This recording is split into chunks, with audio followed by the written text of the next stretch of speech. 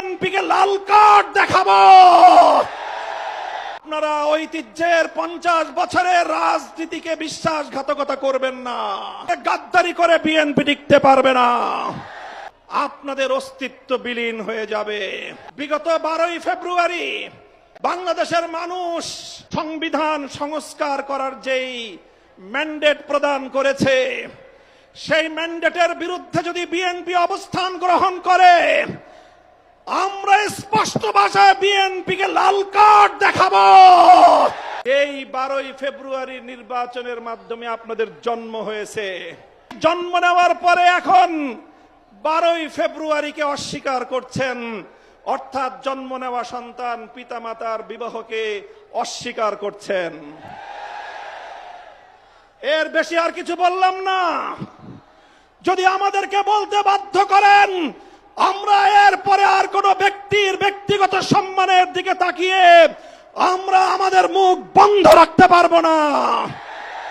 বিএনপিকে লাল কার্ড দেখাবো।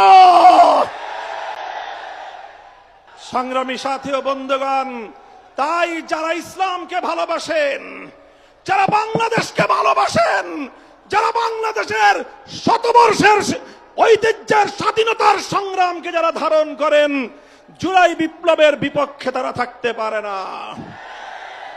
তাই আজ আমি ক্ষমতাসীন বিএনপিকে বলতে চাই, আপনারা ঐতিহ্যের 50 বছরের রাজনীতিকে বিশ্বাসঘাতকতা করবেন না। শহীদ জিয়াউর রহমান, বেগম খালেদা জিয়ার আদর্শের সঙ্গে গাদ্দারি করে বিএনপি টিকতে পারবে না।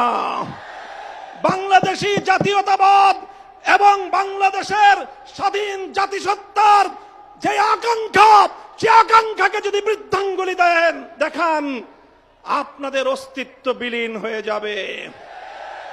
সংগ্রামী সাথী ও বন্ধুগণ, তাই আজ আমি স্পষ্ট ভাষায় বলতে চাই, বিগত 12ই ফেব্রুয়ারি গণভোটের মাধ্যমে বাংলাদেশের মানুষ নিরঙ্কুশভাবে সংবিধান সংস্কার করার যেই ম্যান্ডেট প্রদান করেছে, সেই ম্যান্ডেটের বিরুদ্ধে যদি বিএনপি অবস্থান গ্রহণ করে, আমরা স্পষ্ট ভাষায় বিএনপিকে লাল কার্ড দেখাবো। আমি বিএনপি নেতৃবৃন্দকে বলতে চাই, আমাদের একজন সহকর্মী আপনাদের নেতার বিরুদ্ধে একটা কঠোর শব্দ প্রয়োগ করেছিল, আপনারা মব করেছেন। তাই আমি ব্যক্তিগত আক্রমণ, ব্যক্তিগতভাবে কাউকে কোনো কটু শব্দ উচ্চারণ করতে চাই না। তবে একটা কথা বলতে চাই, যেই 12ই ফেব্রুয়ারি নির্বাচনের মাধ্যমে আপনাদের জন্ম হয়েছে, আপনারা যেই 12ই ফেব্রুয়ারির গর্ভে জন্ম নিয়েছেন, সেই জন্ম নেওয়ার পরে এখন 12ই ফেব্রুয়ারিকে অস্বীকার করছেন, অর্থাৎ জন্ম নেওয়া সন্তান পিতামাতার বিবাহকে অস্বীকার করছেন। এর বেশি আর কিছু বললাম না।